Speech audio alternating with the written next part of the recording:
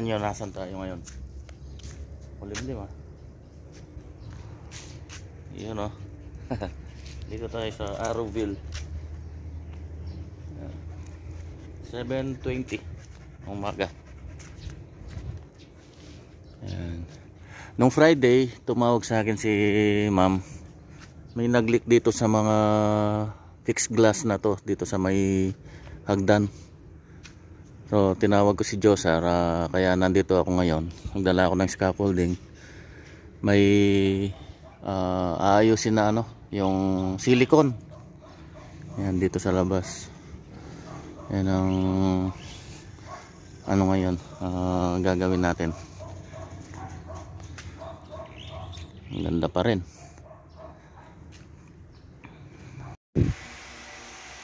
Yun oh. Laki-laking bahay. 3 lang nakatira. Nandito tayo sa loob.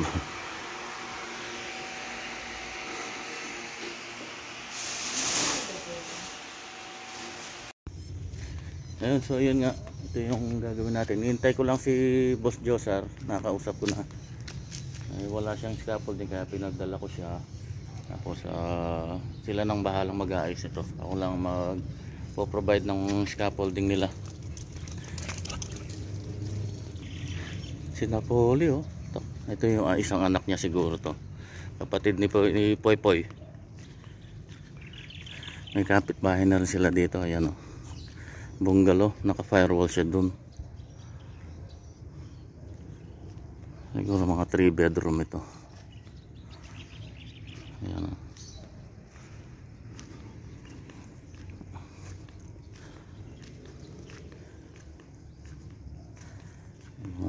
Tirang konti pang mga ano. Ay, nandito pa pala yung mga ano, yung ginawa kong kabayo.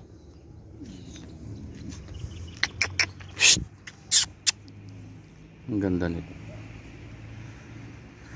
Kapatid ni Poy Poy. Nagaan na sila. Mag roof framing na.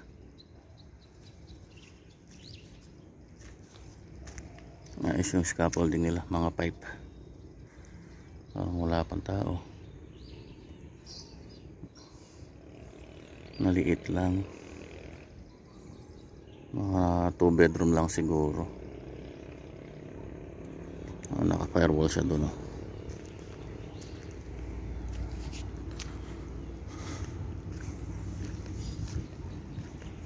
Arrowville. Nandito si Ma'am Rhymes. 1 week na yata siya. Bakasyon. Pero pabalik na rin yata sa katapusan. For CCTV oh. Tagal nila, ihatid ko pa yung mga tao. Lago ng malunggay oh. Ito yung masarap. Tinola.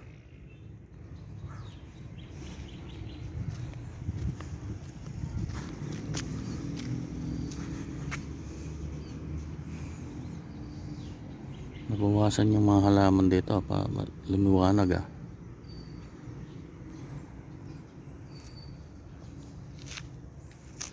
Yan o, ang pagbabalik dito sa Arrowville. Yan, ganyan talaga. Under ano pa naman, warranty yung ginawa ni Boss Josar. No Friday kasi lakas ng ulan, papunta dito yung hangin. Dito ang hampas ng ano, hangin. Doon yung nagmula eh, doon sa 1, 2, 3. Yung pangatlong panel na yun, doon sa taas. Nung ko nakita yung ano, yung mga tulo ng tubig, sumingit yan dyan sa mga ano. Palagay ko dito sa may dugtungan ng ano, frameless kasi dito eh. Dugtungan ng corner na yan. Malamang yung ano, silicone. Yan lang naman ng nagiging issue niyan eh. Abot na siguro itong 2 patong na to. Ikot-ikutin muna natin, baka may mga ibang mga issues pa. Ayos naman.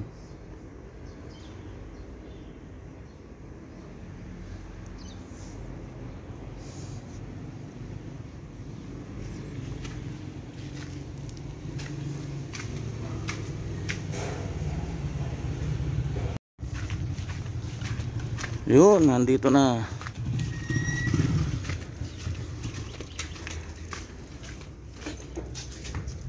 Yun o, Tibos Josar. Sila punta lang siya. Ha? Sila punta lang. At lang puntalan. Wala punta. Ako.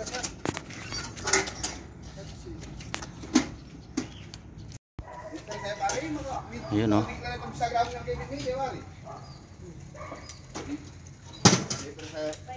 May pera sa'yo, boss?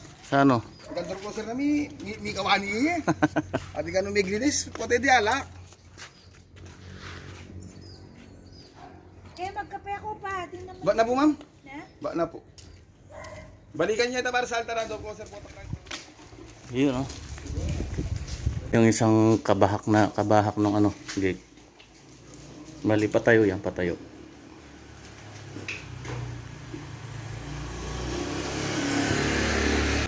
Pagdating namin dito, umuwi si tata rin eh, hindi na namin inabot. Ayan o, kala niya siguro hindi kami darating. Eh medyo na late nga dahil nais pa natin yung dun sa Arrowville. Eh, itong mga tropa, eh, sa atin na sila sumabay. Kaya lahat kami na 10 oras dahil hinintay pa nila akong matapos dun sa Arrowville. Akala ni tata rin eh, siguro hindi kami papasok. Umuwi siya. Hindi naman tumawag. Tinatawagan ko ay papabalikin ko sana, hindi naman sumasagot. Para matapos na sana itong tile sa taas para hindi na natin naalala pagka umuulan.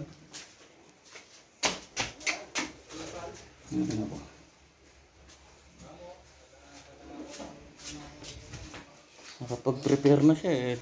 Ayan o, may mga nakalabas na tiles. Tapos nagbistay na rin siya eh. Malamang nasa lubong na namin sa daan yan, hindi lang namin napansin. Ito na yung kabahak. Ito yung may service door.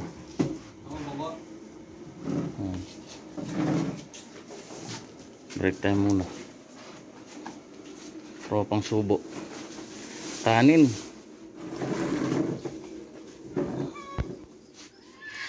Dito ako sa kubo. Ay bibilin akong bibili ako ng ano, yung skim coat. Oh, naano yan? Gidaganan mo. Aro. Ito na.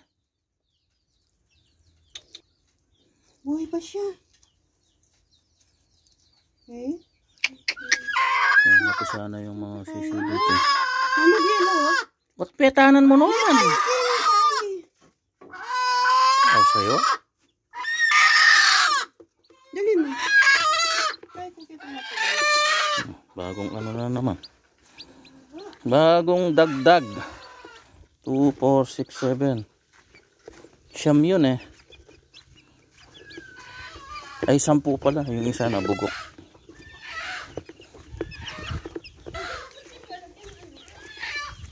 Tapos may bibilihin pa akong ano, pintura. Yung QDE para dun sa mga grills. Yun, nandito sa bahay. Grabe. Pagod ako dun sa ano, paghahanap ng piyesa no. Nasira kasi yung isang push ko na drill. Tapos hinanapan ko ng piyesa, yung armature niya. So, nagpunta ako ng Dao. Yun, dinala ko yung armature. Nakabili ako 1.5. Kaso pagdating dun sa site, nung isasalpak ko na, magkaiba pala yung gear. Mas maliit yung dati, yung gear nung bago, mas malaki, pero parehas sila ng ano eh, ng model number eh. GSB16RE. Tapos yun, binalik ko na lang. Nirefund ko na lang yung pera. Tapos bumili na lang ako ng bago. Bumili na lang ako ng bagong drill. Yung ano na lang, yung ang tawag dito, yung Inco. 650 watts, 1,000 lang. May sukli pa akong 500 doon sa doon sa 1.5 na armature. Pero sayang, ganda sana nung ano, original naman yung armature, kaso magkaiba yung gear. So yun, binalik ko na lang. Bumili na lang ng bago. Bali, dalawang balik ako. Wala akong nagawa ngayong maghapon, kundi yun lang. Tapos yun, nakabili na rin ako ng ano, ng pintura para dun sa mga grills, yung quick dry, tsaka yung para dun sa ano naman, yung hardy planks para dun sa gate. Tapos ito, yung carriage bolt para dun sa hardy planks. Umorder na lang ako online. Wala akong makitang ganito dun sa mga hardware.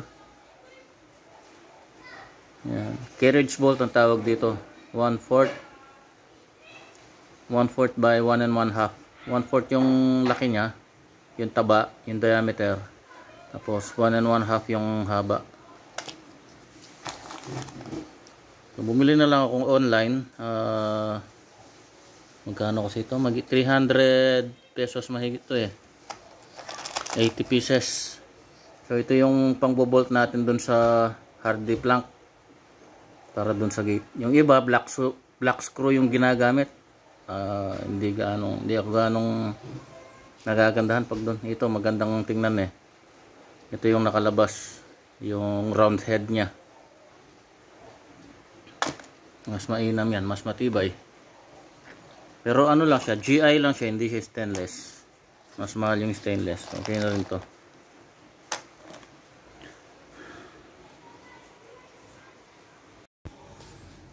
Ito yun. Ito yung armature na binibili ko kanina. Ganito. Yan, nasira yan. Yan, nabungi yung isang ano niya. Kung saan makaskas yung ano, yung pinaka carbon brush. Yan, nabungi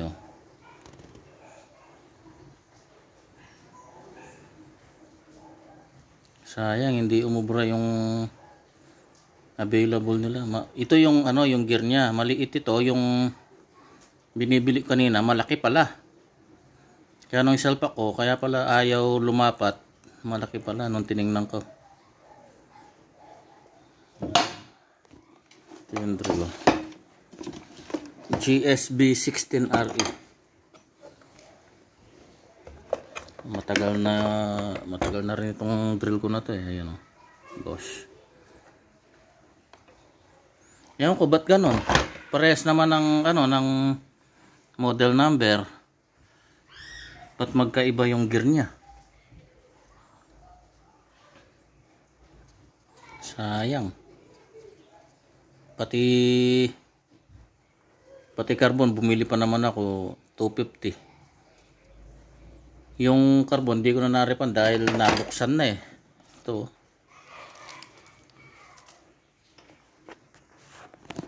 Sayang. Ito kung bumili sa online, kaso baka ganun din, baka malaki din yung gear masayang lang. Sa online di mo naman pwedeng isoli na ganun kadali.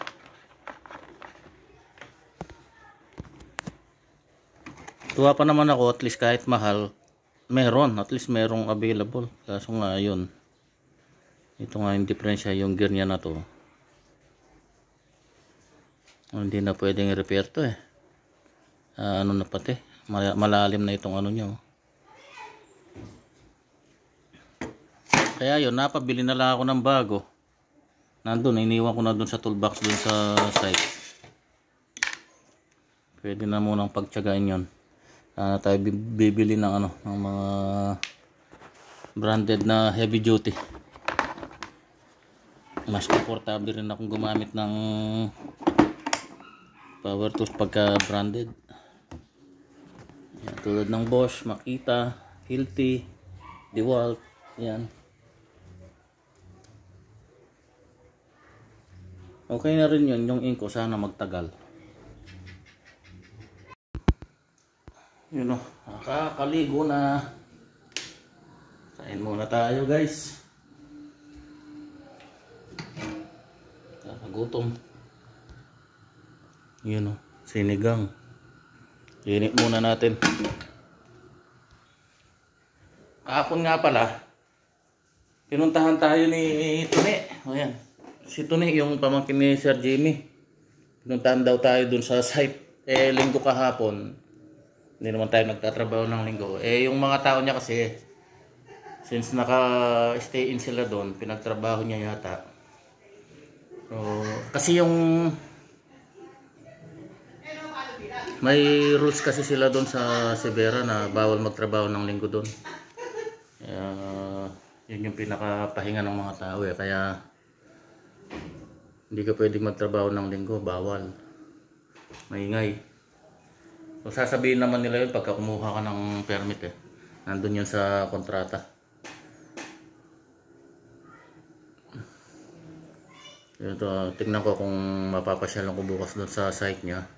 Gusto ko siyang tulungan sa mga sa mga pagbili ng materyales kasi hindi niya kabisado diyan dito sa Mabalacat yung mga bilihan ng mga materyales na medyo mura. Meron doon mga malalapit na hardware doon na maliliit. So pagka maramihan na yung kukunin mo, iba pa rin yung mas nakakamura ka, malaking menos din sa ang mahahabol mo. Yung kung pakonti-konti, pwede dun sa malapit, pero kung maramihan, dito na sa mga malalaking hardware. Tuturo ko sa kanya yung mga bilihan ng mga materyales. Tulong-tulong pag mga kontraktor, hindi yung nagsasapawan. Yan, si Tune, hindi na siya, para sa akin, hindi na siya iba sa atin dahil pamangkin siya ni Sir Jimmy Speaks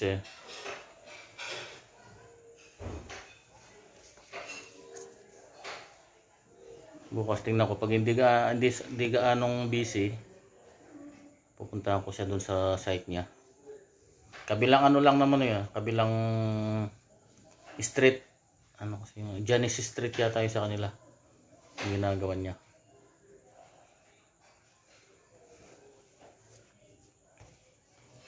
So yan, paano po, tapusin ko na yung vlog natin para sa araw na to. Inshallah matapos natin tong week na to yung ating project. Actually may nagpapakotate sa akin kanina sana na renovation lang naman na maliit na CR. Kaso biglang umulan, hindi ko napuntahan, so ni-reschedule na lang namin yung meet up namin. Baka hintayin ko na lang yung niya, yung tawag niya.